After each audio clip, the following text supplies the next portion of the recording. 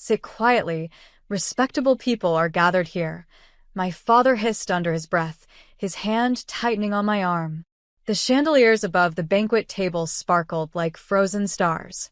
Laughter floated through the Millionaire's gala, the annual event my father called his social battlefield. I sat beside him, wearing a simple navy dress that apparently made me look like I worked there. When I reached for my glass of water, Dad leaned toward the man across from us, a silver-haired CEO, and said with a forced laugh, "She is my foolish daughter. I apologize for her. My son is the real pride of our family." The table erupted in polite laughter. My cheeks burned. I smiled faintly, pretending it didn't sting. But inside, the humiliation hit like ice. The pride of the family, my brother, Ryan, grinned as if he'd earned the title by existing. He was wearing a suit that cost more than my entire month's rent. He didn't look at me once. I wanted to stand, to walk out, but something made me stay. Because tonight wasn't just a dinner, it was my event. I'd worked for 6 months with the organizing committee, quietly, anonymously. They didn't even know I was his daughter. And now, as the host walked to the microphone to announce the keynote speaker, my father straightened in pride, expecting to hear his business partner's name. But instead, the lights dimmed. The screen behind the stage lit up with my photo. "Ladies and gentlemen," the announcer said, "please welcome the lead designer behind tonight's charity technology initiative, Ms. Lena Ward." My father froze, and the entire hall rose to applaud. The sound of applause echoed through the grand hall, sharp, rhythmic, undeniable. My father's fork slipped from his hand. My mother blinked in confusion, whispering, "Did he just say Lena?" I stood, every heartbeat louder than the last. The host continued, "Ms. Ward is the visionary behind the AI-led sustainability platform that raised over $8 million in global donations this quarter, transforming how corporations give back." Heads turned toward me, phones lifted, flashes flickered. For a moment, I saw my father's face, pale, mouth open, eyes darting between me and the screen behind the stage where my credentials glowed in gold. I walked toward the podium. Each step felt like reclaiming years of silence. When I reached the microphone, the applause softened into stillness. I smiled, calm but deliberate. "Good evening, everyone. It's an honor to finally see the faces behind the numbers we've been building for months. I never thought the girl who was told to sit quietly would one day be standing here, speaking to all of you." Laughter rippled through the crowd. Warm, genuine. Not mockery this time. Recognition. I glanced toward my father's table. He wasn't clapping. His hands were still, gripping his napkin like it was holding his pride together. My brother avoided my gaze completely. When I stepped off stage, the CEO my father had been courting earlier stopped me. "You're his daughter?" he asked, eyes wide. "Yes," I said softly, "though I think tonight he's still deciding if that's a good thing." The man laughed. "He should be proud. That presentation was brilliant." I smiled faintly. "Maybe he will be someday." Behind me, my father still hadn't moved. The applause went on without him. When I returned to the table, no one spoke. Even the sound of cutlery from nearby tables felt deafening against my family's sudden stillness. Dad stared at his plate. His earlier confidence, the loud laughter, the bragging was gone. He looked like a man who had been caught unprepared in front of an army he didn't know existed. Mom tried to recover the moment. "That was impressive, Lena," she said in a voice too careful to be genuine.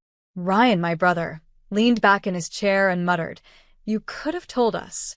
I smiled politely. "You could have asked." His jaw clenched. "You embarrassed Dad in front of everyone." "I didn't embarrass him," I said, my tone calm, measured. He just miscalculated who he was sitting next to. Dad finally looked up. "This wasn't your place, Lena. You made me look like a fool." I met his eyes. "No, Dad. You did that the moment you called me foolish in front of strangers." The words landed like glass shattering. The table next to ours had gone quiet, pretending not to listen but clearly hearing every syllable. Then the event coordinator approached with a bright smile. "Ms. Ward, The press would like a quick interview. They're especially interested in your partnership with Harpertech's green energy division. The irony hit instantly. Harpertech was the very company my father had spent months begging to meet. I glanced at him once more, his face a mixture of disbelief and something I hadn't seen before, fear. Of course, I told the coordinator, standing. I'd be happy to. And for the first time, my father didn't tell me to sit quietly. He couldn't. The flashing lights from the press corner felt surreal. I'd spent years hiding in the background of my father's world. Now I was standing in front of the same cameras that once ignored me. Ms. Ward, a reporter said, your platform has been labeled the most impactful philanthropic tech innovation of the year. How did you develop something that outperformed 3 corporate think tanks? I smiled, measured but natural. By not underestimating the people who are usually dismissed. The reporter tilted his head. Anyone in particular? I met his gaze evenly. Let's just say, sometimes you have to be called foolish before you realize how capable you are. A few of the journalists exchanged knowing glances. The words had landed exactly where I aimed them. The interview went viral within hours.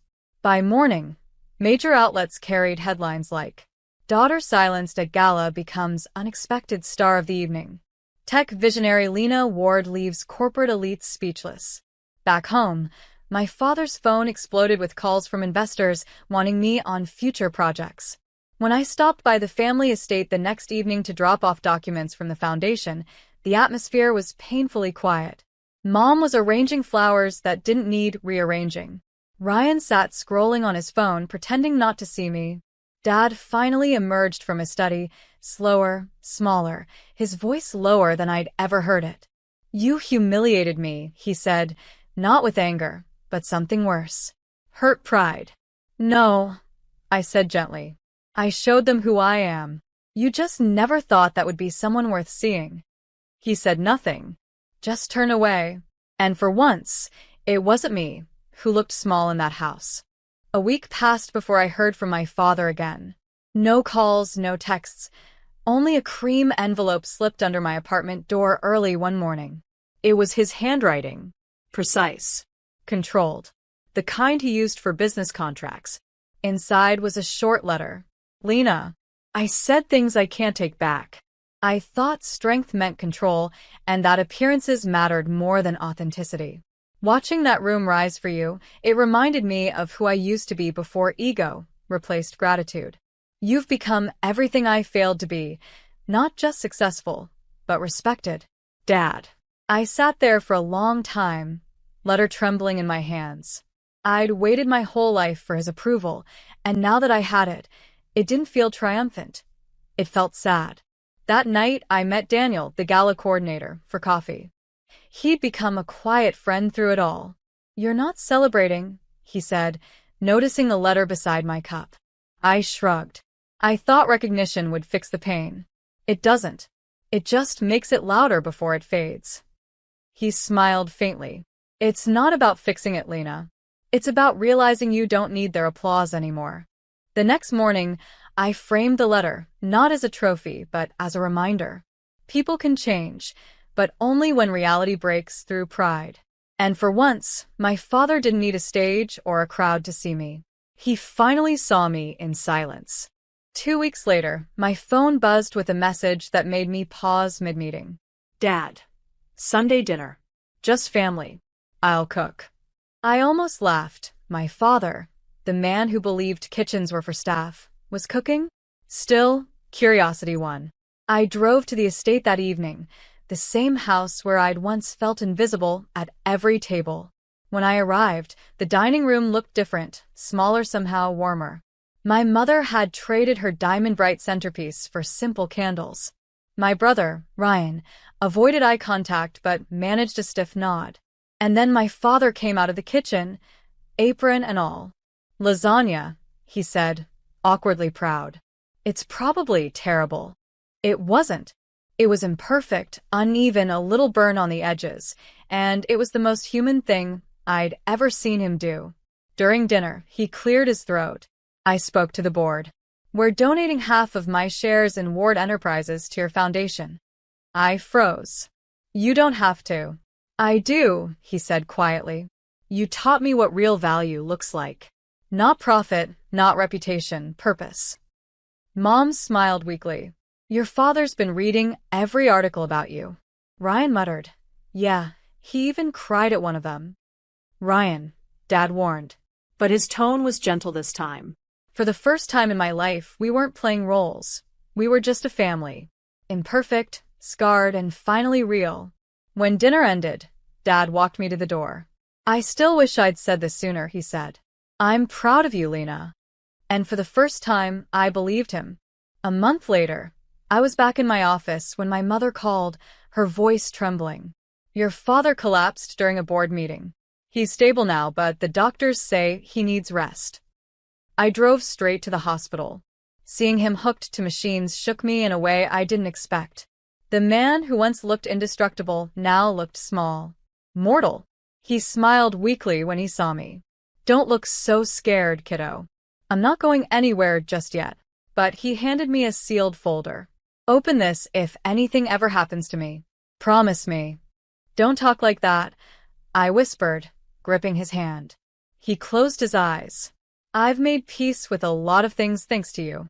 He recovered slowly, and life went back to its strange, cautious normal, until one afternoon, his lawyer called me in. Your father updated his will, he said gently. He wanted you to know before the rest of the family. When I opened the document, I couldn't breathe. Half of Ward Enterprises, the same empire I was once unworthy of, was now in my name. The lawyer added, he also transferred ownership of the family estate to your foundation. Said he wanted the place to mean something again, not just symbolize ego. That night, I visited my father. He was reading quietly, his favorite pen tucked in his shirt pocket. You gave me everything, I said softly. He smiled. No, Lena. You gave me back my conscience. And for the first time, the air between us felt weightless, like all the ghosts of disappointment had finally been buried. 6 months later, Ward Enterprises hosted its annual charity gala, the same banquet where I'd once been told to sit quietly. Only this time, I wasn't in the shadows. The host introduced me as Lena Ward, CEO of Ward Foundation, Innovator of the Year. The same chandeliers glittered above, the same guests filled the hall, but the applause that followed my name wasn't polite. It was thunderous. As I stepped on stage, I saw my father sitting in the front row. His eyes were wet, his hands clapping harder than anyone's. My mother dabbed her eyes quietly beside him. Even Ryan looked proud, truly proud. I spoke calmly, my voice steady despite the emotions swelling in my chest. I was once told to stay silent because respectable people were gathered. I believed that for too long, until I realized respect isn't something you're granted. It's something you earn by standing tall, even when others try to make you small. The room rose to its feet. A standing ovation that felt like closure, like vindication, like peace. Afterward, Dad hugged me in front of everyone. You were never my foolish daughter, he whispered. I was the foolish father who couldn't see you. Outside the hotel, the night air was cool against my face. I looked up at the city skyline, the world finally quiet. The revenge had never been about humiliating anyone. It was about reclaiming the voice they tried to silence and using it to build something that mattered. And as I walked to my car, applause still echoing behind me, I realized the respect I'd fought for was finally mine because I'd earned it on my own.